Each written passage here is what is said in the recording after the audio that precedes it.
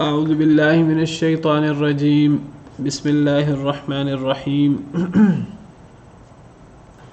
فکیف اذا جئنا من كل امة بشہید وجئنا بک علی ہؤلاء شہیدا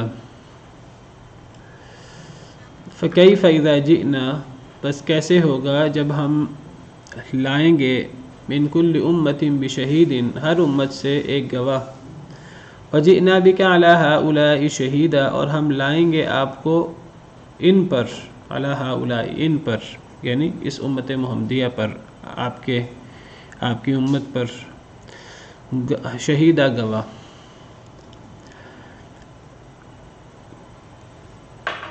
اس آیت کریمہ کی میں وضاحت پیچھے کر چکا ہوں کہ قیامت کے دن ہر امت میں اللہ تعالیٰ ایک گواہ کھڑا کریں گے، اور وہ گواہ ہر امت کا اس امت کا رسول ہوگا، اور وہ رسول جو ہے وہ گواہی دے گا اپنی امت کے بارے میں۔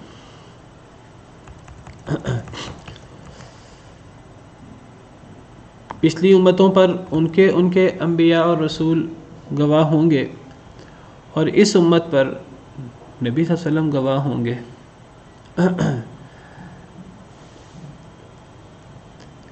باقی یہ ہے کہ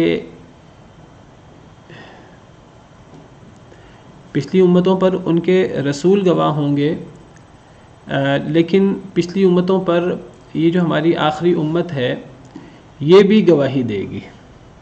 اگر پچھلی امت اپنے رسولوں کی گواہی کا انکار کر دے تو پھر امت محمدی علیہ صاحبہ الصلاۃ والسلام یہ پچھلی امتوں کی گواہی دے گی، اور ان سے پوچھا جائے گا کہ آپ کیسے گواہی دے رہے ہیں، تو یہ کہیں گے کہ ہمیں ہماری جو کتاب ہے اس کتاب میں یہ لکھا ہوا تھا، ہمیں ہمارے نبی نے بتایا تھا۔ تو یہ بہت بڑا اعزاز ہے کہ جو اس امت کو حاصل ہے کہ یہ امت پچھلی امتوں پر بھی گواہی دے گی، ویسے ہر امت میں ایک گواہ ہوگا۔ ایک اور آیت کریمہ میں اللہ تعالیٰ فرماتے ہیں وَيَوْمَ نَبْعَثُ مِنْ كُلِّ أُمَّةٍ شَهِيدًا عَلَيْهِمْ مِنْ أَنفُسِهِمْ وَجِئْنَا بِكَ شَهِيدًا عَلَى هؤلاء۔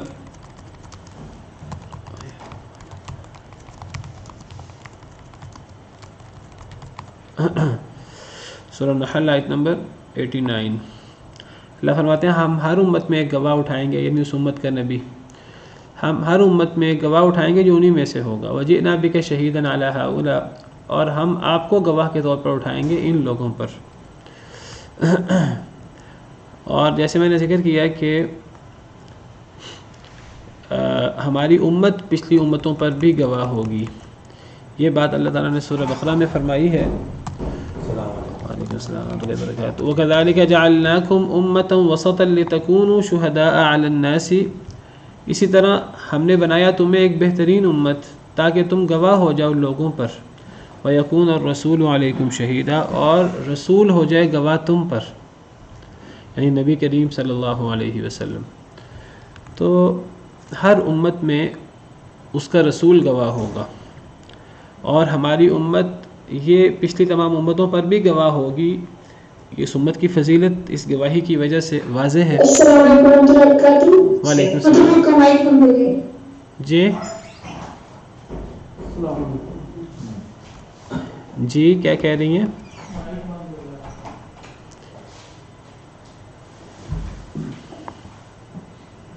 جی تو بات یہ ہو رہی تھی کہ ہر امت میں اس کا نبی گواہ ہوگا، لیکن یہ جو آخری امت ہے یہ پچھلی تمام امتوں پر گواہ ہوگی، اور یہ اس امت کی بہت بڑی فضیلت ہے۔ اور پھر نبی کریم صلی اللہ علیہ وسلم اس امت کے اوپر گواہ ہیں، اور یہ نبی کریم صلی اللہ علیہ وسلم کا بہت بڑا مقام ہے۔ تو یہاں شہید جو ہے اس سے مراد گواہ ہونا، اور میں نے بتایا یہ بہت بڑا اعزاز ہے، شہادت دینا، گواہی دینا، اور کسی کی گواہی قابل قبول ہونا۔ کسی کی گواہی قابل قبول تب ہوتی ہے جب وہ نیک ہو، وہ عادل ہو، اس کی گواہی تسلیم کی جائے. ہر آدمی کی گواہی قابل قبول نہیں ہوتی. صرف ان لوگوں کی گواہی قابل قبول ہوتی ہے جو نیک ہوتے ہیں, جن کا چال چلن اچھا ہوتا ہے ہمارے ہاں عام معاشرے میں بھی. تو کسی کی گواہی قابل قبول ہونا یہ ایک مقام ہوتا ہے, ایک بڑا اعزاز ہوتا ہے.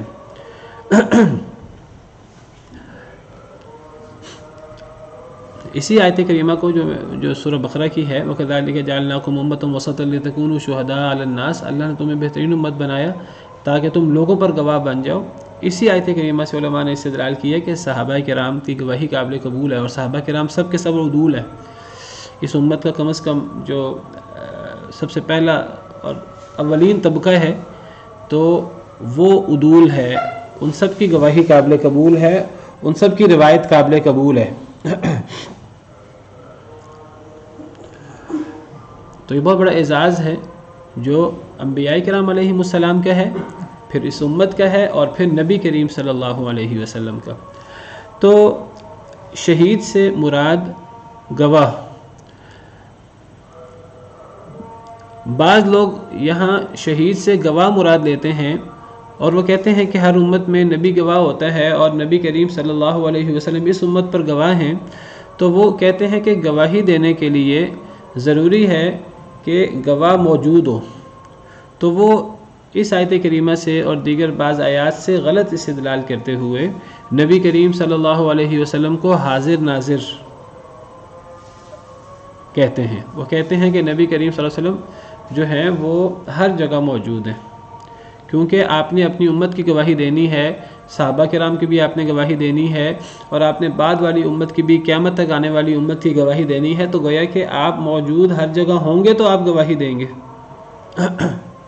یہ بات صحیح نہیں ہے. گواہی دینے کے لیے موجودگی ضروری نہیں ہوتی. شہید کا مطلب گواہ, تو شہید گواہی دینے کے لیے موجودگی ضروری نہیں ہوتی. یہ بات ٹھیک ہے کہ کئی مرتبہ گواہی دینے والا وہ کسی واقعے میں حاضر ہوتا ہے تو وہ اس واقعے کی گواہی دیتا ہے, لیکن ضروری نہیں کہ ہمیشہ کسی واقعے میں فزیکلی حاضر ہونے والا ہی اس واقعے کی گواہی دے. کوئی شخص وہ کسی سے سن کر وہ اس بات کی بھی گواہی دے سکتا ہے. جب وہ کسی ایسے شخص سے سنے کہ جس کی بات سچی ہو, جس کی بات میں ڈاؤٹ نہ ہو, تو کسی سے سن کر بھی اس بات کی گواہی دی جا سکتی ہے. گواہی دینے کے لیے یہ ضروری نہیں ہے کہ گواہی دینے والا لازماً وہ فزیکلی موجود ہوگا تو وہ گواہی دے سکے گا. یہ ضروری نہیں ہے. جیسے دیکھیے ہم اللہ تعالیٰ کی توحید کی, ہم اللہ کے معبود برحق ہونے کی گواہی دیتے ہیں, حالانکہ ہم نے نہ اللہ کو دیکھا ہے, نہ ہم نے اللہ کی ہر قدرت کو دیکھا ہے. اللہ کی توحید کے تمام دلائل ہم نے اس کا معائنہ بھی نہیں کیا ہوا. اس کے باوجود جب ہم گواہی دیتے ہیں اللہ کی توحید کی, اشہد ان لا الہ الا اللہ, ہم گواہی دیتے ہیں محمد صلی اللہ علیہ وسلم کی رسالت کی, حالانکہ ہم نے نبی کریم صلی اللہ علیہ وسلم کو بھی نہیں دیکھا ہوا. تو جب ہم اللہ کی وحدانیت کی, نبی کریم صلی اللہ علیہ وسلم کی رسالت کی گواہی دیتے ہیں, ہم جب جنت جہنم کی حقانیت کی گواہی دیتے ہیں, ہم جب جو باتیں قرآن و حدیث سے ثابت ہیں صحیح طریقے سے, جب ہم ان تمام چیزوں کے بارے میں ہم گواہی دیتے ہیں, تو ضروری نہیں ہے کہ وہ چیزیں ہمارے سامنے ہوں گی اور ہم وہاں موجود ہوں گے, ہم دیکھیں گے اپنی آنکھوں سے, تو پھر ہی ہم گواہی دیں گے. گواہی دینے کے لیے یہ موجودگی ضروری نہیں ہوتی. تو شہیدہ سے مراد گواہ ہے, شہیدہ سے مراد حاضر ناظر لینا صحیح نہیں ہے, کیونکہ گواہ کے لیے حاضر ناظر ہونا لازمی نہیں ہے. اور اگر نبی کریم صلی اللہ علیہ وسلم کو جو ہے وہ حاضر ناظر مانا جائے شہید, لفظ شہید کی وجہ سے, تو پھر تو گویا کہ نبی کریم صلی اللہ علیہ وسلم اس معاملے میں اللہ تعالیٰ کے شریک ہو جائیں گے. یہ تو اللہ رب العالمین کی صفت ہے کہ اللہ رب العالمین ہر چیز کو دیکھ رہے ہوتے ہیں, اللہ ہر جگہ موجود ہوتے ہیں اپنی صفات کے اعتبار سے. اللہ سے کوئی چیز مخفی نہیں ہے. تو یہ رسول کی صفت تو نہیں ہے. یہ تو گویا کہ نبی کریم صلی اللہ علیہ وسلم کو اللہ کی صفت دے دی جائے گی اگر نبی صلی اللہ علیہ وسلم کے بارے میں یہ تصور کیا جائے کہ وہ ہر جگہ موجود ہوتے ہیں, ہر جگہ دیکھ رہے ہوتے ہیں اور ہر چیز کو سن رہے ہوتے ہیں. نبی کریم صلی اللہ علیہ وسلم تو فوت ہو چکے ہیں، اللہ کے پاس جا چکے ہیں، اپنی قبر مبارک میں موجود ہیں۔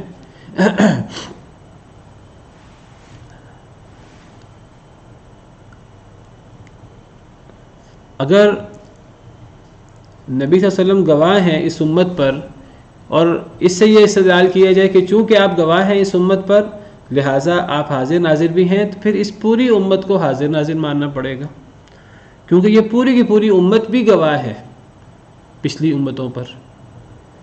وَكَذَلِكَ جَعَلْنَاكُمْ أُمَّةً وَسَطًا لِتَكُونُوا شُهَدَاءَ عَلَى النَّاسِ، ہم نے تمہیں ایک بہترین امت بنایا ہے تاکہ تم لوگوں پر گواہ ہو جاؤ، جو پرانے لوگ تھے، اور رسول تم پر گواہ ہو جائے۔ تو یہ امت جب پچھلی امتوں پر گواہ ہے تو یہ امت پچھلی امتوں پر کیا اس لیے گواہ ہے کہ اس نے پچھلی امتوں کا باقاعدہ مشاہدہ کیا ہے ہر چیز کا؟ نہیں، یہ تو وہی جو میں کہہ رہا ہوں کہ گواہی صرف کسی جگہ موجود رہ کر نہیں ہوتی، گواہی موجودگی کے ساتھ بھی ہوتی ہے، اور موجودگی کے علاوہ ہمیں کوئی بات یقینی ذرائع سے مل جائے اس پر بھی انسان گواہی دے دیتا ہے۔ ہمیں پچھلی امتوں کے بارے میں یقینی ذرائع سے خبر ملی ہے، اس وجہ سے ہم قیامت کے دن پچھلی امتوں کی گواہی دیں گے، جس طرح صحیح احادیث مبارکہ سے پتہ لگتا ہے باقاعدہ، یعنی احادیث مبارکہ میں ہے، صحیح احادیث مبارکہ میں حضرت نوح علیہ السلام کی قوم سے اللہ تعالیٰ پوچھیں گے کہ تمہارے پاس رسول آئے تھے، تم نے ان کی جھٹلایا، ان کو تم نے ان کی بات نہیں مانی، وہ انکار کر دیں گے۔ اللہ تعالیٰ حضرت نوح علیہ السلام کو کہیں گے کہ اے نوح آپ نے پیغام پہنچایا کہ نہیں پہنچایا؟ حضرت نوح علیہ السلام گواہی دیں گے کہ میں نے تو پیغام پہنچایا تھا۔ قوم انکار کرے گی تو پھر ہماری امت کو گواہ بنایا جائے گا، امت محمدیہ علیہ صاحب صلی وسلام کو گواہ بنایا جائے گا، یہ گواہی دیں گے۔ قوم نوح کہے گی کہ یہ کیسے گواہ ہو سکتے ہیں، یہ کیسے گواہ ہوں گے؟ تو یہ قوم کہے گی کہ ہم نے قرآن میں پڑھا تھا، ہمیں ہمارے نبی صلی اللہ علیہ وسلم نے بتایا تھا۔ تو گواہی یقینی ذرائع سے خبر ملنے پر بھی گواہی دی جا سکتی ہے، ضروری تو نہیں کہ موجودگی کے ساتھ ہی گواہی ہوتی ہے۔ آپ کو پتہ ہے جب نبی کریم صلی اللہ علیہ وسلم قیامت کے دن حوض کوثر پر ہوں گے، اور آپ جو آپ کے پیروکار ہیں اور جو آپ کے ماننے والے ہیں، آپ کی سنتوں کے شدائی ہیں، آپ ان کو پانی پلا رہے ہوں گے، تو کچھ لوگوں کو دیکھ کر آپ کہیں گے یہ میرے ساتھی ہیں، میرے ساتھی ہیں، ان کو میرے قریب کرو تاکہ میں انہیں پانی پلاؤں، تو فرشتے روک دیں گے، وہ کہیں گے کہ آپ کو نہیں معلوم کہ انہوں نے آپ کے بعد کیا کیا بدعات کی ہیں، انہوں نے آپ کے بعد دین میں نئی نئی چیزیں ایجاد کر دی تھیں۔ جب فرشتے یہ بات کہیں گے تو نبی صلی اللہ علیہ وسلم فرمائیں گے سحقاً سحقاً لمن غیر بعدی، جس نے میرے بعد دین میں تبدیلی کر دی، ایسے لوگوں کو مجھ سے دور کر دیا جائے، مجھ سے دور کر دیا جائے۔ یہ کن لوگوں کی بات ہے؟ یہ ان لوگوں کی بات ہے جو بعد میں نبی صلی اللہ علیہ وسلم کے بعد جو آئے اور جنہوں نے دین کے اندر کمی بیشی کی، اضافے کیے۔ تو نبی صلی اللہ علیہ وسلم ان کے اوپر وضو کے اثرات وغیرہ کی وجہ سے آپ کہیں گے یہ میرے امتی ہیں، یہ میرے ساتھی ہیں، ان کو میرے قریب کیا جائے، تو فرشتے بتائیں گے کہ انہوں نے آپ کے بعد تبدیلی کر دی، دین میں اضافے کر دیے۔ تو نبی صلی اللہ علیہ وسلم کو خود پتہ نہیں ہوگا، فرشتے بتائیں گے۔ جب فرشتے بتائیں گے تو نبی صلی اللہ علیہ وسلم فرشتوں کی بات پر اعتماد کر کے نبی صلی اللہ علیہ وسلم کہیں گے ان کو مجھ سے دور کر دیا جائے، ان کو دھتکار دیں گے نبی صلی اللہ علیہ وسلم، سحقاً سحقاً لمن غیر بعدی، جس نے میرے بعد دین میں تبدیلی کر دی، ایسے لوگوں کو مجھ سے دور کر دیا جائے۔ پھر شہید سے مراد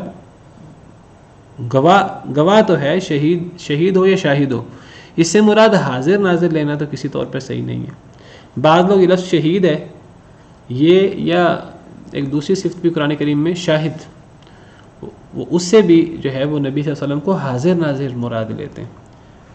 سورہ احزاب کے اندر یا ایھا النبی انا ارسلناک شاہدا ومبشرا ونذیرا، سورہ احزاب، اے نبی بے شک ہم نے آپ کو شاہد بنا کر، مبشر بنا کر، نذیر بنا کر بھیجا ہے۔ یہ نبی صلی اللہ علیہ وسلم کی صفات ہے جو اللہ تعالیٰ بیان کر رہے ہیں۔ وداعیا الی اللہ باذنہ وسراجا منیرا، اے نبی صلی اللہ علیہ وسلم ہم نے آپ کو شاہد یعنی گواہی دینے والا، مبشر بشارت دینے والا، ونذیرا اور ڈرانے والا، وداعیا الی اللہ باذنہ اللہ کی طرف دعوت دینے والا اللہ کے حکم سے، وسراجا منیرا اور روشن کرنے والا چراغ بنا کر بھیجا ہے۔ تو یہ نبی صلی اللہ علیہ وسلم کی عظیم صفات ہیں۔ اب کچھ لوگ یہاں بھی شاہد سے مراد وہ صرف گواہی دینا مراد نہیں لیتے، وہ کہتے ہیں گواہی دینے کے لیے حاضر ناظر ہونا ضروری ہے، تو وہ شاہد کا معنی کرتے ہیں کہ آپ کو حاضر ناظر بنا کر بھیجا ہے۔ یہ معنی بالکل صحیح نہیں ہے، نبی صلی اللہ علیہ وسلم ہر جگہ حاضر ناظر نہیں ہے، یہ تو اللہ کی صفات میں شراکت ہو جائے گی۔ شہید سے یہ مراد لینا یا شاہد سے یہ مراد لینا صحیح نہیں ہے، قرآن کے صریح مخالف ہے۔ قرآن کریم میں اللہ تعالیٰ نے نبی کریم صلی اللہ علیہ وسلم کو ہر جگہ موجود، آپ ہر جگہ موجود ہیں، اس کی نفی کی ہے۔ قرآن کریم میں صراحت سے نفی ہے کہ نبی صلی اللہ علیہ وسلم ہر جگہ موجود نہیں ہے، جس سے بڑی وضاحت سے ثابت ہو جاتا ہے کہ شاہد ہو یا شہید ہو، اس سے مراد ہر جگہ موجودگی نہیں ہے، بلکہ اس سے مراد گواہی دینا ہے۔ دیکھیے قرآن کریم میں اللہ تعالیٰ فرماتے ہیں سورہ قصص، وما كنت بجانب الغربی اذ قضینا الی موسیٰ الامر وما كنت من الشاہدین، کہ اے نبی صلی اللہ علیہ وسلم آپ مغربی سائڈ پر نہیں تھے جب ہم نے موسیٰ علیہ السلام کی طرف وحی کی، وما كنت من الشاہدین، اور آپ موجود نہیں تھے۔ اب یہاں تو صراحت ہے، سورہ قصص آیت نمبر 44، یہاں تو صراحت ہے کہ نبی کریم صلی اللہ علیہ وسلم موجود نہیں تھے۔ یعنی جب حضرت موسیٰ علیہ السلام پر اللہ نے وحی کی کوہ طور پر، تو اس وقت نبی کریم صلی اللہ علیہ وسلم شاہد نہیں تھے۔ یہاں شاہد سے مراد گواہ ہے، نبی صلی اللہ علیہ وسلم وہاں موجود نہیں تھے۔ یعنی اللہ تعالیٰ نبی صلی اللہ علیہ وسلم پر اپنا احسان جتلا رہے ہیں کہ اے نبی صلی اللہ علیہ وسلم کہ آپ حضرت موسیٰ کے زمانے میں موجود نہیں تھے، لیکن دیکھیے کیسے حضرت موسیٰ کی باتیں اللہ تعالیٰ آپ تک سچی باتیں پہنچا رہے ہیں۔ یہ اللہ کا کتنا بڑا احسان ہے کہ اللہ آپ پر یہ باتیں وحی کے ذریعے پہنچا رہے ہیں۔ اللہ نے یہ باتیں نبی صلی اللہ علیہ وسلم پر وحی کی اور نبی صلی اللہ علیہ وسلم نے اپنی امت کو بتائیں۔ قرآن کریم میں ہم نے پڑھا، نبی صلی اللہ علیہ وسلم کی تعلیمات میں ہم نے حضرت موسیٰ کے بارے میں، دیگر انبیاء کرام علیہ السلام کے بارے میں پڑھا، نبی صلی اللہ علیہ وسلم وہاں موجود نہیں تھے۔ قرآن تو صراحت سے کہہ رہا ہے وما كنت من الشاہدین ولكننا انشأنا قرونا فتطاول عليهم العمر وما كنت ثاويا في اهل مدين تتلو عليهم آياتنا ولكننا كنا مرسلين۔ اللہ فرماتے ہیں یہ سورہ قصص آیت نمبر 45 میں، آپ رہنے والے نہیں تھے اہل مدین میں کہ آپ ان پر ہماری آیتیں پڑھتے ہوں، لیکن ہم بھیجنے والے ہیں۔ کیا مطلب؟ حضرت موسیٰ کے قصے میں ایک تو حضرت موسیٰ کی وحی کا کوہ طور پر مغربی سائڈ پر جو اللہ نے حضرت موسیٰ علیہ السلام سے کلام کیا، اس کا ذکر ہے قرآن کریم میں، جگہ جگہ ذکر ہے۔ اسی طرح قرآن کریم میں حضرت موسیٰ کے مدین جانے کا ذکر ہے۔ اللہ تعالیٰ فرماتے ہیں کہ اے نبی صلی اللہ علیہ وسلم آپ تو مدین میں بھی رہتے نہیں تھے جب حضرت موسیٰ مدین میں تھے، اور یہ مدین کے واقعات قرآن کریم میں بیان ہوئے ہیں، وہ دو عورتوں کا قصہ، اور دو عورتوں کو حضرت موسیٰ نے کیسے ان کے جانوروں کو پانی پلایا، اور پھر کیسے حضرت موسیٰ کی ان میں سے ایک سے شادی ہو گئی، اور وہ سارے معاملات۔ تو اے اللہ کے نبی صلی اللہ علیہ وسلم آپ کو ان واقعات کا کیسے پتہ لگا؟ اللہ تعالیٰ احسان اپنا بیان فرما کے اللہ فرما رہے ہیں کہ آپ اہل مدین میں نہیں رہتے تھے کہ آپ ان پر ہماری آیتیں پڑھتے ہوں قریش کی طرح، آپ اہل مدین میں نہیں رہتے تھے، لیکن آپ کو پتہ کیسے لگا؟ لیکن ہم بھیجنے والے ہیں، آپ رسول ہیں اللہ کے، اللہ نے آپ کو یہ چیزیں بطور رسول اللہ نے بتائی ہیں، آپ وہاں نہیں رہتے تھے۔ ساوین، سوا، یسوی، مسوا، کسی جگہ ٹھکانہ پکڑنا، کسی جگہ رہنا۔ اگلی آیت میں وما کنت بجانب الطور اذ نادینا، آپ طور پہاڑ کی سائڈ پر نہیں تھے جب ہم نے پکارا تھا موسیٰ علیہ السلام کو، آپ وہاں بھی نہیں تھے۔ اللہ تعالیٰ ان آیات میں یہ بتا رہے ہیں کہ ان سب جگہوں پر آپ موجود نہیں تھے، آپ وہاں نہیں رہتے تھے، آپ کو پتہ کیسے لگا؟ وَلَٰكِن رَحْمَةً مِّن رَّبِّكَ، لیکن رحمت ہے آپ کے رب کی طرف سے آپ پر۔ کیا رحمت ہے؟ نبوت اور رسالت کی، کہ آپ پر اللہ کی وحی اترتی ہے۔ لِتُنذِرَ قَوْمًا مَّا أَتَاهُم مِّن نَّذِيرٍ مِّن قَبْلِكَ لَعَلَّهُمْ يَتَذَكَّرُونَ، تاکہ آپ ڈرا دیں اس قوم کو جن کے پاس کوئی ڈرانے والا نہیں آیا آپ سے پہلے، تاکہ وہ نصیحت پکڑیں۔ اتنی واضح آیات ہیں قرآن کریم کے جن سے پتہ لگتا ہے کہ نبی کریم صلی اللہ علیہ وسلم وہ حاضر ناظر نہیں ہیں۔ یہ شہید سے اور شاہد سے مراد نبی صلی اللہ علیہ وسلم کو حاضر ناظر مراد لینا یہ بالکل بھی صحیح نہیں ہے، اور یہ اللہ کے ساتھ شراکت ہو جاتی ہے۔ اس سے مراد گواہی دینا ہے۔ قرآن کریم میں تو یہ موضوع اللہ نے بہت جگہ بیان کی ہے۔ سورہ یوسف کے شروع میں اللہ تعالیٰ فرماتے ہیں،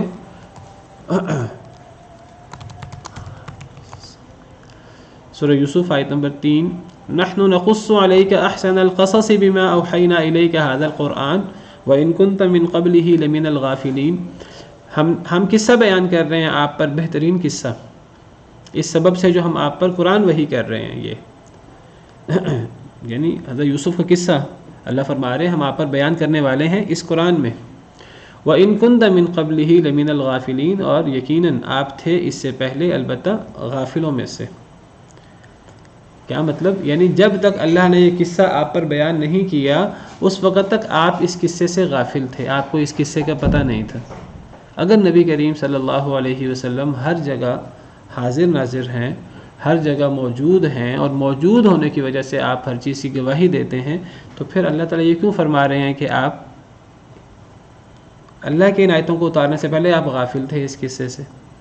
اس سے تو پتہ یہ لگ رہا ہے اس آیت کریمہ سے، دیگر قرآن کریم کی بہت ساری آیات سے، کہ نبی کریم صلی اللہ علیہ وسلم ہر جگہ موجود نہیں ہیں۔ آپ کو پتہ ہے عام الفیل کو آپ پیدا ہوئے تو آپ 63 سال کی عمر پا کر آپ اللہ کے پاس چلے گئے، آپ اپنی قوم میں موجود ہوتے تھے، اللہ نے آپ کو بہت سی پچھلی قوموں کی باتیں بتائیں، پچھلے انبیاء کرام علیہ السلام کی باتیں بتائیں، اللہ نے آپ کو مستقبل کی باتیں بتائیں، اللہ نے آپ کو جنت جہنم کی باتیں بتائیں، اللہ نے آپ کو غیبی چیزیں، وہی جو ہے وہ اللہ نے آپ پر غیب کی خبریں اللہ نے اتاری، تلک من انباء الغیب نوحیھا الیک، یہ غیب کی خبریں ہیں جو ہم آپ پر وحی کر رہے ہیں۔ ما کنت تعلمھا انت ولا قومک من قبل ھذا، نہ آپ انہیں جانتے تھے، نہ آپ اور نہ آپ کی قوم اس سے پہلے۔ تو نبی کریم صلی اللہ علیہ وسلم گواہ ہیں، آپ اپنی امت کے بارے میں گواہی دیں گے، جو جو باتیں آپ کو بتائی جائیں گی آپ وہ باتیں اپنی امت کے بارے میں گواہی دیں گے۔ تو شہید ہو یا شاہد ہو، تو یہ نبی صلی اللہ علیہ وسلم کی صفات ہیں۔ اس سے مراد گواہی دینے والا ہے، اس سے مراد ہر جگہ موجود نہیں ہے، اور یہ جو گواہی ہے یہ اللہ کے فرشتوں کے بتانے سے آپ گواہی دیں گے۔ یومئذ یود الذین کفروا وعصوا الرسول لو تسوی بہم الارض، اس دن چاہیں گے وہ لوگ جنہوں نے کفر کیا، وعصوا الرسول، اور جنہوں نے نافرمانی کی رسول کی، کاش کے برابر کر دی جائے ان کے اوپر زمین۔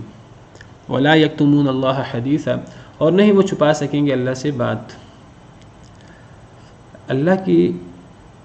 اللہ کے ساتھ انکار، اللہ کے رسول کے ساتھ انکار، اللہ کی وحی کی تکذیب، رسول کی نافرمانی، یہ کتنا بڑا جرم ہے۔ تو یہاں اللہ تعالیٰ واضح فرما رہے ہیں، اللہ فرماتے ہیں کہ قیامت کے دن یود الذین کفروا، چاہیں گے، پسند کریں گے، ود یود ود محبت سے، پسند کرنے سے، اس دن چاہیں گے وہ لوگ جنہوں نے کفر کیا، وعصوا الرسول، اور جنہوں نے رسول کی نافرمانی کی، نبی صلی اللہ علیہ وسلم کی، لو تسوی بہم الارض، کاش کے برابر کر دی جائے ان کے اوپر زمین۔ یعنی قیامت کے دن اور اس سے پہلے مرتے وقت کافر لوگوں کے ساتھ برا معاملہ کیا جائے گا، قبر کے اندر کافر لوگوں کو عذاب ہوگا، پھر قیامت کے دن جب کافر لوگ اپنے سامنے جہنم کو دیکھیں گے اور قیامت کی ہولناکیاں دیکھیں گے، تو کافر لوگ تمنا کریں گے، وہ چاہیں گے کہ کاش کے ان کے اوپر زمین برابر کر دی جائے، کاش کے وہ باقی نہ بچیں، کاش کے انہیں مٹی ہی بنا دیا جائے۔ بلکہ کافر دعائیاں دے گا، سورہ نبا میں آتا ہے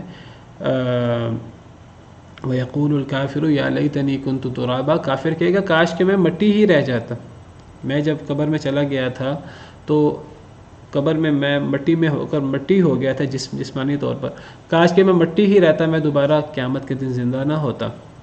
تو قیامت کے دن کافر تمنا کرے گا کاش کہ میرے اوپر زمین برابر کر دی جائے، مجھے زمین کے اندر ڈال دیا جائے، کاش کہ میرا حساب کتاب نہ ہو، جب وہ قیامت کی ہولناکیاں دیکھے گا۔ اور اس سے پہلے مرتے وقت اور قبر کی جو ہولناکیاں ہیں اس سے گزر چکا ہوگا۔ تو جو لوگ کافر ہیں اور جنہوں نے رسول کی نافرمانی کی، تو پتہ لگا کفر یہ کتنا بڑا جرم ہے اور رسول کی نافرمانی کتنا بڑا جرم ہے۔ فَلْيَحْذَرِ الَّذِينَ يُخَالِفُونَ عَنْ أَمْرِهِ أَن تُصِيبَهُمْ فِتْنَةٌ أَوْ يُصِيبَهُمْ عَذَابٌ أَلِيمٌ۔ سورہ نور میں اللہ تعالیٰ فرماتے ہیں ڈر جانا چاہیے ان لوگوں کو جو نبی صلی اللہ علیہ وسلم کے حکم کی خلاف ورزی کرتے ہیں۔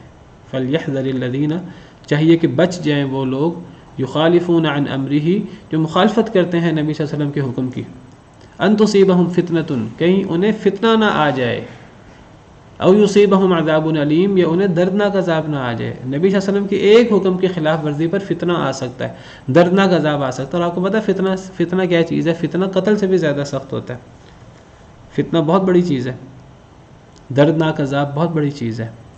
تو نبی صلی اللہ علیہ وسلم کے حکم کی مخالفت فتنے کا باعث ہے، عذاب علیم کے آنے کا باعث ہے۔ اور یہاں اللہ تعالیٰ فرما رہے ہیں کہ کافر لوگ اور رسول کے نافرمانی کرنے والے، وہ قیامت کے دن وہ دعائیاں دیں گے کاش کے ان پر زمین برابر کر دی جائے، یعنی ان کا حساب کتاب نہ ہو۔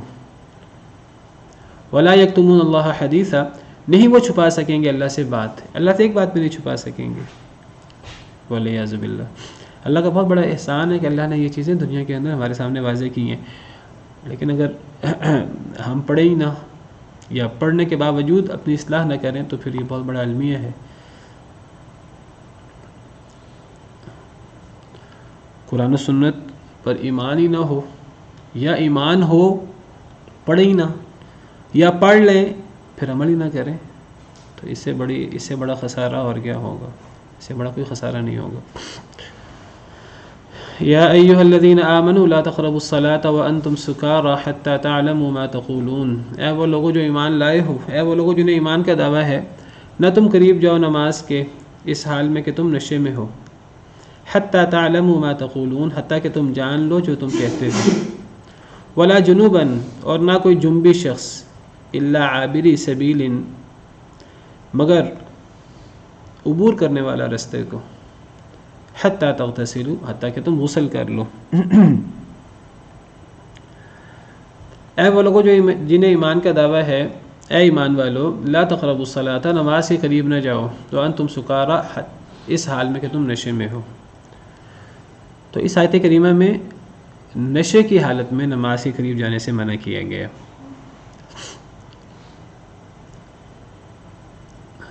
قرآن کریم کی جو آیات ہیں ان آیات کو مکمل پڑھنا چاہیے۔ بعض دفعہ کچھ لوگ آیات کو مکمل نہیں پڑھتے تو وہ آیت کا صحیح معنی ہی نہیں سمجھتے۔ اچھا کچھ لوگ ہیں وہ ایک آیت کو ہی مکمل نہیں پڑھتے تو آیت کا معنی نہیں سمجھتے۔ اگر آیت کو مکمل نہ پڑھا جائے تو آیت کا معنی سمجھ میں نہیں آ سکتا۔ اگر ہم بالفرض اس آیت کو جو میں پڑھ رہا ہوں آپ کے سامنے، یہاں یا ایھا الذین آمنوا لا تقربوا الصلاۃ، بس یہاں تک رک جائیں اور ہم یہاں معنی بیان کرنا شروع کر دیں، تفسیر بیان کرنا شروع کر دیں، تو آپ دیکھیں کتنا الٹ معنی ہو جائے گا۔ اگر لا تقربوا الصلاۃ پہ وقف کر لیں، وانتم سکارا چھوڑ دیں، تو کیا مطلب بنے گا کہ اے ایمان والو نماز کے قریب نہ جاؤ۔ یعنی جس طرح اللہ تعالیٰ فرماتے ہیں کہ زنا کے قریب نہ جاؤ، بے حیائی کے قریب نہ جاؤ، تو اسی طرح نماز کے قریب بھی نہ جاؤ۔ گویا کہ نماز بہت بری چیز ہے، حالانکہ یہ مراد تو نہیں ہے، معنی کس طرح الٹ ہو جاتا ہے۔ تو بہت ضروری ہے کہ ایک آیت کو یا ایک حدیث کو پہلے بات ہے پوری طرح پڑھا جائے، پوری طرح سمجھا جائے۔ کچھ لوگ بعض دفعہ قرآن کی ایک آیت سے، ایک حدیث مبارکہ سے، حدیث کے ایک ٹکڑے سے ایک غلط معنی لے رہے ہوتے ہیں، پوری آیت یا پوری حدیث بیان نہیں کر رہے ہوتے۔ پوری آیت پوری حدیث ہمارے سامنے ہونی چاہیے، تب کسی آیت کو یا کسی حدیث کو سمجھنا آسان ہوتا ہے۔ اچھا کئی دفعہ یہ ہوتا ہے کہ ایک آیت کے اندر بات مکمل نہیں ہوتی، وہ بات ایک سے زیادہ آیتوں میں مکمل ہوتی ہے۔ بعض دفعہ وہ آیتیں ایک ہی جگہ پر ہوتی ہیں، بعض جگہ وہ آیتیں قرآن میں کئی جگہ پر بکھری ہوتی ہیں، بعض جگہ ایک حدیث سے ایک مسئلہ واضح نہیں ہوتا، وہ کئی حدیثوں سے مسئلہ واضح ہوتا ہے۔ وہ ضروری نہیں وہ کئی حدیثیں آگے پیچھے ایک کتاب میں لکھی ہوں، یہ بھی ممکن ہے کہ ایک حدیث کسی کتاب میں ہو، دوسری حدیث کسی اور کتاب میں ہو، تیسری حدیث کسی اور کتاب میں ہو۔ تو جب تک نصوص کو ایک آیت ایک حدیث کو اکٹھا نہ کر لیا جائے، پوری حدیث پوری آیت بیان نہ کی جائے، اور پھر صرف ایک آیت ایک حدیث نہیں بلکہ اس سے متعلقہ دیگر آیات، اس سے متعلقہ اس موضوع سے متعلقہ دیگر آیات دیگر احادیث کو اکٹھا نہ کیا جائے، یہ دفعہ ہمارا سمجھ میں نہیں آتا، ورنہ پھر اس قسم کے غلطیاں ہوتی ہیں اور لوگ غلط سلط معنی کرتے ہیں۔ تو کسی مسئلے کو سمجھ نہ ہو، اس کا بہترین طریقہ یہ ہے کہ اس کے بارے میں آیات اور احادیث کو اکٹھا کر لیا جائے، جتنا انسان اپنی کوشش کر سکتا ہے۔ تو اے ایمان والو نماز سے قریب نہ جاؤ، یا نماز سے قریب جانے سے منع نہیں کیا جا رہا، وانتم سکارا، نشے کی حالت میں نماز سے قریب جانے سے منع کیا جا رہا ہے، حتی تعلموا، حتیٰ کہ تم جان لو ما تقولون، جو تم کہہ رہے ہو۔ یعنی نشے کی حالت میں نماز کے قریب، یعنی ایسا نشہ جس میں تمہیں پتہ ہی نہ ہو تم کیا کہہ رہے ہو، تو ایسے نشے کی حالت میں تمہیں نماز سے قریب نہیں جانا چاہیے۔ اس آیت سے پتہ لگ رہا ہے کہ اگر ایک انسان پر نشہ اتنا غالب ہو کہ اسے سمجھ نہ آ رہی ہو میں کیا کہہ رہا ہوں، اسے تو نماز کے قریب نہیں جانا چاہیے۔ لیکن جس آدمی پر نشہ غالب نہ ہو، اسے سمجھ آ رہی ہو کہ وہ کیا کہہ رہا ہے، وہ نماز کے قریب جا سکتا ہے۔ یہ اصل میں شروع دور کی آیت ہے۔ اصل میں آپ کو پتہ ہے کہ نشے کو ہمارے دین میں، قرآن کریم میں بتدریج حرام کیا گیا ہے۔ یکدم حرام نہیں کر دیا گیا، تدریج کے ساتھ حرام کیا گیا ہے۔ ہماری شریعت کے اندر تدریج موجود ہے۔ تو میں ایسا ذکر کر رہا تھا کہ یہ جو نشے کی آیات ہیں، نشے کی حرمت کی، یہ قرآن کریم میں تدریج کے ساتھ ان کی حرمت اتری ہے۔ ایک اچانک ہی اللہ تعالیٰ نے نشے کو حرام نہیں کر دیا۔ حدیث مبارکہ میں آتا ہے، صحیح بخاری کی حدیث ہے، سیدہ عائشہ رضی اللہ عنہا وہ فرماتی ہیں کہ انما نزل اول ما نزل منہ سورۃ من المفصل۔ حضرت عائشہ فرماتی ہیں کہ شروع میں جو صورتیں نازل ہوئی نا، وہ مفصل صورتیں اتری۔ مفصل صورتوں سے مراد وہ صورتیں ہوتی ہیں جن کی چھوٹی چھوٹی آیتیں ہیں، چھوٹی چھوٹی صورتیں ہیں۔ یہ جو 30ویں پارے کی صورتیں ہیں، اور یہ سورہ قاف سے لے کر سورہ ناس تک کی صورتوں کو مفصل کہتے ہیں۔ مفصل سے مراد جدا جدا آیتوں والی، چھوٹی چھوٹی آیتوں والی، چھوٹی چھوٹی صورتوں والی صورتیں۔ حضرت عائشہ فرماتی ہیں کہ شروع میں مفصل صورتیں اتری، چھوٹی چھوٹی صورتیں اتری، فیہا ذکر الجنت والنار، جس میں جنت اور آگ کا ذکر تھا۔ یعنی مکی دور میں زیادہ جو شروع میں صورتیں اتریں وہ مفصل تھیں، جن میں جنت جہنم کا ذکر تھا، زیادہ احکام نہیں تھے شروع کے۔ حتی اذا ثاب الناس الی الاسلام، لوگ اسلام کے اندر کافی داخل ہو گئے۔ نزل الحلال والحرام، حلال حرام پھر اس کے بعد اترا۔ حلال حرام شروع میں نہیں اترا، شروع میں عقیدہ مضبوط کیا گیا، شروع میں عقائد پہ بات ہے، شروع میں توحید، رسالت، بعث، جنت، جہنم، وعید، وعد، اخلاقیات، غریبوں کو کھانا کھلانا، مسکین کو دھکے نہ دینا، یتیم کو، تو اس قسم کے شروع میں آیات ہیں مکی دور میں۔ حلال حرام جو ہیں یہ مدنی دور میں زیادہ آیات اتری۔ حضرت عائشہ فرماتی ہیں وَلَوْ نَزَلَ أَوَّلَ شَيْءٍ، اگر شروع میں یہ اتر آتا لا تشربوا الخمر، شراب نہ پیو، لقالوا، البتہ وہ کہتے لا ندع الخمر ابدا، ہم کبھی شراب نہیں چھوڑ سکتے۔ اگر شروع میں ہی جو مسلمان ہوتا ساتھ ہی اگر حکم اتر آتا کہ شراب نہ پیو، شراب تو ہم نے گھٹی میں پڑی ہوئی تھی، وہ شراب نہ چھوڑ سکتے۔ ولو نزل، اگر شروع میں اتر آتا لا تزنو، زنا نہ کرو، لقالوا، تو وہ کہہ دیتے لا ندع الزنا ابدا، ہم زنا نہیں چھوڑ سکتے، وہ زنا کرتے تھے۔ لقد نزل بمکہ علی محمد صلی اللہ علیہ وسلم، نبی صلی اللہ علیہ وسلم پر مکہ مکرمہ میں نازل ہوا، وانی لجاریۃ العب، میں چھوٹی بچی ہوتی تھی، کھیلا کرتی تھی، تو مکہ میں آپ پر یہ نازل ہوا بل الساعۃ موعدہم والساعۃ ادھیٰ وامر، کہ بلکہ قیامت ان کا وعدہ ہے، اور قیامت بڑی ہی دہشت ناک اور بڑی ہی کڑوی ہے۔ یہ آیت کہاں نازل ہوئی؟ حضرت عائشہ فرماتی ہیں مکہ میں۔ یہ آیت کس سورت کی ہے؟ سورہ قمر کی آیت ہے، اور سورہ قمر بھی مفصل صورتوں میں سے ہے۔ میں نے آپ کو بتایا مفصل صورتیں یہ جو ہے یہ سورہ قاف سے لے کر سورہ ناس تک، یہ 65 صورتیں، ان کو مفصل کہا جاتا ہے، انہی میں سورہ قمر بھی ہے۔ تو یہ اور اس قسم کی آیتیں قیامت کی ہولناکی ہیں، قیامت ان کا وعدہ ہے۔ اگر نہیں مانتے تو ٹھیک ہے، قیامت کو پھر ہمارے سامنے پیش ہوں گے، پھر ہم ان سے نمٹ لیں گے۔ قیامت ان کا وعدہ ہے، اور قیامت بڑی دہشت ناک، بڑی کڑوی ہے۔ یہ آیت مکہ میں اس جیسی آیتیں اترتی تھیں۔ وما نزلت سورۃ البقرۃ والنساء، اور سورہ بقرہ اور نساء جو مدنی دور کی صورتیں، جس میں حلال اور حرام، جس میں طلاق کے مسائل اور جو اس قسم کی چیزیں ہیں، تو یہ حلال اور حرام جو چیزیں ہیں یہ نہیں اتری تھی الا وانا عندہ، مگر میں آپ کے پاس تھی۔ کیا مطلب میں آپ کے پاس تھی؟ میری آپ سے شادی ہو چکی تھی۔ حضرت عائشہ کی نبی صلی اللہ علیہ وسلم سے شادی مدینہ منورہ میں ہوئی ہے۔ تو اس سے پتہ لگتا ہے کہ جو مکی دور کی صورتیں اور آیات تھیں ان میں زیادہ عقائد کی بات تھی، جنت جہنم کی بات تھی، اخلاقیات کی بات تھی، اور جو مدنی دور کی آیات ہیں ان میں حلال و حرام اور یہ جو تفصیلات ہیں، کیا چیز حلال ہے کیا چیز حرام ہے، تدریج کے ساتھ چیزیں حرام ہوئیں۔ تو یہ جو شراب کا مسئلہ ہے، یہ شراب کا مسئلہ فوری حرام نہیں ہوا، بلکہ یہ آہستہ آہستہ حرام ہوا۔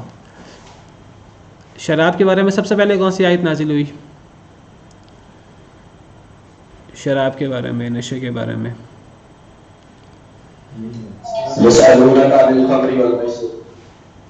یسألونک عن الخمر والمیسر، وہ بھی سورہ بقرہ کی ہے، وہ پہلے نمبر پہ نہیں بلکہ وہ دوسرے نمبر پہ نازل ہوئی تھی۔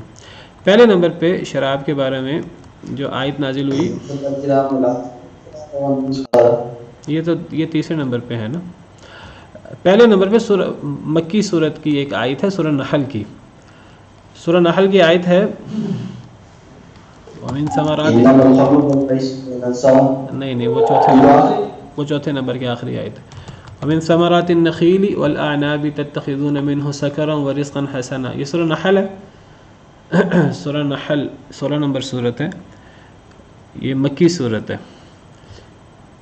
یہ شراب کے بارے میں یہ آیت ہے. اس آیت میں شراب کا ذکر کہاں ہے؟ وَمِن ثمرات النخيل اس کا ترجمہ میں کر دیتا ہوں کہ کھجور کے پھلوں سے اور انگور کے پھلوں سے تم ان سے نشہ بھی لیتے ہو اور رزق حسن بھی لیتے ہو. ان فی ذلک لآیۃ لقوم یعقلون. بے شک اس میں نشانی ہے اس قوم کے لیے جو عقل کرتی ہے. تو اس آیت کریمہ کے اندر نشہ کا ذکر ہوا ہے. اس آیت کریمہ کے اندر نشہ کا ذکر کس انداز میں ہوا ہے؟ کوئی اس کو حرام قرار دیا گیا ہے یا کیسے ذکر ہوا ہے؟ یہاں تو حلال حرام کی بات نہیں ہو رہی, یہاں تو اللہ کی نعمتوں کی بات ہو رہی ہے. سورہ نحل میں اللہ کی نعمتیں بہت زیادہ بیان ہوئی ہیں, لیکن علماء کہتے ہیں کہ یہاں اگر آپ غور کریں تو اصل میں نشے کے بارے میں ایک مذمت کا احساس ہے اس آیت کے اندر. یعنی اللہ تعالیٰ فرما رہے ہیں کہ اللہ کی نعمتوں میں سے کھجور انگور بہت زیادہ ہوتے تھے عرب علاقے میں, اور نشہ سب سے زیادہ کھجور اور انگور سے, جو بہترین نشہ ہوتا ہے وہ کھجور اور انگور سے جو ہے وہ بنتا ہے, پھر گندم سے اور چیزوں سے. تو اللہ فرماتے ہیں کہ اللہ کی نعمتوں میں سے کھجور اور انگور کے درخت ہیں, تم ان سے نشہ بھی لیتے ہو اور رزق حسن بھی لیتے ہو. یعنی گویا کہ یہاں نشے کو رزق حسن کے بالمقابل بیان کیا ہے. گویا کہ رزق حسن ایک الگ چیز ہے اور نشہ رزق حسن نہیں ہے, وہ رزق خبیث ہے. تو یہاں اشارہ موجود ہے, اگرچہ یہ حلال و حرام اس صورت کا موضوع نہیں ہے, یہ مکی صورت ہے, تو یہ اللہ کی نعمتوں کی, اللہ کی عظمت کی بات ہو رہی ہے, اللہ کے انسان پر کیا کیا انعامات ہیں. تو اللہ نے وہاں نشے کا ذکر کیا اور قابل مذمت انداز میں ذکر کیا ہے. تو یہاں گویا کہ سکر کو, نشے کو رزق خبیث کے طور پہ بیان کیا ہے. رزق حسن سے مراد انگور کھجور کو باقاعدہ کھانا پھل کے طور پر, یا رزق حسن سے مراد انگور اور کھجور کا باقاعدہ جوس پینا, وہ بھی بڑا ایک رزق حسن ہے. لیکن اسی جوس کو رکھ دینا اور پھر بعد میں اس کے اندر نشہ پیدا ہو جائے تو وہ رزق حسن نہیں ہے بہرحال. تو یہ پہلی آیت ہے. اس کے بعد پھر جو ہے وہ سورہ بقرہ کی آیت ہے, یا یسألونک عن الخمر والمیسر قل فیہما اسم کبیر ومنافع للناس واسمہما اکبر من نفعہما. سورہ بقرہ آیت نمبر 219. وہ آپ سے شراب اور جوئے کے بارے میں سوال کرتے ہیں, کہہ دیجئے ان میں گناہ بہت بڑا ہے, نفع بھی ہیں لوگوں کی, فائدے بھی ہیں, لیکن ان کا گناہ ان کے نفع سے زیادہ ہے. تو اس میں باقاعدہ سوال ہوا شراب اور جوئے کے بارے میں, تو شراب اور جوئے کو باقاعدہ حرام نہیں کیا گیا, یہ بتایا گیا کہ بہت نقصانات ہیں, نفع بھی ہے لیکن نقصان نفع سے زیادہ ہے. اس سے ایک بہت بڑا اصول نکلتا ہے, وہ یہ کہ بعض دفعہ کچھ لوگوں کو کہا جائے یہ چیز حرام ہے, یہ چیز حرام ہے, وہ کہتے ہیں اس پہ تو یہ فائدہ ہے. تو ان کو بتانا چاہیے کہ فائدہ تو شراب اور جوئے میں بھی, اللہ کہتے ہیں کہ اس میں بھی فائدہ ہے, کچھ فائدے اس میں بھی ہیں. عرب لوگ جو ہیں وہ جوئے کی بعض دفعہ رقم کو نا غریبوں میں تقسیم کر دیتے تھے. شراب سے بھی بعض دفعہ فائدہ ہوتا ہے وقتی طور پر. تو یہ وقتی فائدے وغیرہ, کسی چیز میں کوئی فائدہ ہو یہ کوئی دلیل نہیں ہے کہ اس بات کی کہ اس چیز کو استعمال کرنا چاہیے نہیں کرنا چاہیے, اصل حکم دیکھنا چاہیے اللہ کا. تو یہ آیت ہے دوسرے نمبر کی جس میں باقاعدہ شراب کو حرام تو نہیں کیا گیا, نشے کو, لیکن یہ کہا گیا کہ اس میں نقصانات بہت زیادہ ہیں, کچھ نفع بھی ہیں لیکن نقصان نفع پر حاوی ہیں. پھر تیسرے نمبر پہ یہ جو آیت کریمہ ہم پڑھ رہے ہیں, یہ آیت نازل ہوئی. اس آیت کریمہ میں نشے کی حالت میں نماز سے قریب جانے سے منع کیا گیا. اصل میں ہوا یہ کہ ایک دفعہ صحابہ کرام میں سے کسی نے شراب پی ہوئی تھی, صحیح حدیث مبارکہ ہے, اور نماز کا وقت ہو گیا تو نماز پڑھانی شروع کی اور انہیں پتہ ہی نہیں لگا نماز کے اندر کیا کیا پڑھتے گئے. تو اللہ تعالیٰ نے باقاعدہ منع کر دیا کہ نماز کے قریب نشہ نہیں کرنا. یعنی گویا کہ وقتی نشے کی پابندی ہو گئی کہ نماز کے قریب نہ جاؤ نشے کی حالت میں. اب دن میں 5 دفعہ نماز تھی مدینہ منورہ میں, 5 دفعہ نماز تھی, اور اب تو کچھ دیر نشہ رہتا ہے, بالفرض آدھا گھنٹہ نشہ رہتا ہے یا 15 منٹ نشہ رہتا ہے, تو وہ دن میں 5 وقت جو ہے وہ 15 منٹ آدھا گھنٹے کے لیے گویا کہ نشے کے قریب نہیں جانا. اس کے بعد ابھی مکمل ممانعت نہیں ہوئی تھی اس کے بعد جا سکتے تھے. کئی نمازوں کے درمیان لمبا وقفہ بھی ہے، خاص طور پہ عشاء سے فجر تک بھی اور فجر سے لے کے ظہر تک بھی. تو ابھی ممانعت نہیں تھی مکمل طور پر شراب کی حرمت کی، نشے کی حرمت کی. پھر آخر کار اللہ تعالیٰ نے جو ہے صریح حکم اتار دیا سورہ مائدہ کا، یا ایھا الذین آمنوا انما الخمر والمیسر والانصاب والازلام رجس من عمل الشیطان فاجتنبوہ لعلکم تفلحون. اس آیت کے ان آیات کے اندر اللہ تعالیٰ نے 10 طریقوں سے نشے کو حرام کیا. یہ جو آخری حکم ہے، اے ایمان والو، شراب، جوا، انصاب، استحان جہاں بت نصب ہوتے ہیں، والازلام یہ تیر ہوتے ہیں قسمت ازمائی کے، رجس من عمل الشیطان یہ شیطانی، یہ ناپاک ہے، شیطانی عمل ہے. فاجتنبوہ اس سے بچ جاؤ، لعلکم تفلحون تاکہ تم کامیاب ہو جاؤ. انما یرید الشیطان سوائے سے کہ نہیں، شیطان چاہتا ہے کہ ڈال دے تمہارے درمیان دشمنی اور بغض فی الخمر والمیسر شراب اور جوئے میں، ویصدکم عن ذکر اللہ وعن الصلاۃ اور تمہیں روک دے اللہ کے ذکر سے اور نماز سے. فہل انتم منتہون کیا تم باز آتے ہو؟ واطیعوا اللہ واطیعوا الرسول واحذروا اللہ کی اطاعت کرو، رسول کی اطاعت کرو اور بچ جاؤ. فإن تولیتم اگر تم نہ مانو فاعلموا انما علی رسولنا البلاغ المبین تو جان لو کہ رسول کا کام پہنچانا ہے. تو یہ اس میں صراحت سے شراب کو اور جوئے کو حرام کر دیا گیا، 10 طریقوں سے حرام کیا گیا. کچھ لوگ کہتے ہیں قرآن کریم میں شراب اور جوا قرآن کریم میں کہاں حرام ہے؟ قرآن کریم میں تو صراحت سے حرام نہیں کیا گیا. علماء کہتے ہیں اس آیت کریمہ میں 10 سے زیادہ دلیلیں ہیں شراب اور جوے کی، صرف یہ جو سورہ مائدہ کی یہ آیات ہیں 90، 91، 92. ایک تو ان کو نجس کہا گیا ہے، رجس، نجس چیز حرام ہوتی ہے، مسلمان تو پاک ہوتا ہے. شیطانی عمل کہا گیا، شیطانی عمل کبھی جائز نہیں ہو سکتا. فاجتنبوہ اس سے مکمل طریقے سے اجتناب کرو، تو اس سے زیادہ حرمت کیا ہوگی. لعلکم تفلحون یعنی اس سے اجتناب کرنے سے تم کامیاب ہوگے ورنہ تم ناکام ہوگے. یہ ایک حرمت کی دلیل ہے. پھر شیطان چاہتا ہے کہ تمہارے درمیان دشمنی اور بغض پیدا کر دے شراب اور جوے سے. تو شراب اور جوے سے ایک دشمنی پیدا ہوتی ہے مسلمانوں میں اور ایک بغض پیدا ہوتا ہے. شراب پینے سے انسان سے ایسے اعمال سرزد ہوتے ہیں، دوسروں سے زیادتی ہوتی ہے، دوسروں کے بارے میں الٹا سیدھا انسان بکواس کرتا ہے، تو اس سے آپس میں بغض اور نفرت، دشمنیاں پیدا ہوتی ہیں. اور جوے سے جب وہ کئی لوگ مال اکٹھا کرتے ہیں، تھوڑا تھوڑا مال، اور وہ سارا مال ایک بندہ لے جاتا ہے، تو کتنی آپس میں نفرت اور بغض پیدا ہوتا ہے. تو یہ نفرت پیدا کرنا مسلمانوں کے درمیان یہ بھی حرمت کی بات ہے، اور بغض پیدا کرنا، دشمنی پیدا کرنا، بغض پیدا کرنا یہ بھی. وَيَصُدَّكُمْ عَنْ ذِكْرِ اللَّهِ یہ چیزیں اللہ کے ذکر سے روکتی ہیں، یہ بھی حرمت کا باعث ہے. وعن الصلاۃ نماز سے یہ چیزیں روکتی ہیں، یہ بھی حرمت کا باعث ہے. فہل انتم منتہون بہت سخت انداز ہے، باز آتے ہو کہ نہیں آتے، یہ اتنا شدید جو ہے وہ روکا جا رہا ہے. پھر واطیعوا اللہ واطیعوا الرسول واحذروا، پھر فإن تولیتم فاعلموا، تو یہ 10 طریقوں سے اللہ تعالیٰ نے بڑی سختی کے ساتھ منع کیا ہے. تو بہرحال ہماری شریعت میں تدریج ہے. بہرحال یہ تدریج تب تھی جب شریعت نازل ہو رہی تھی. بہرحال اب تو شریعت اتر چکی ہے، اب کوئی بندہ کہ میں تدریجاً عمل کروں گا تو یہ بات صحیح نہیں ہے.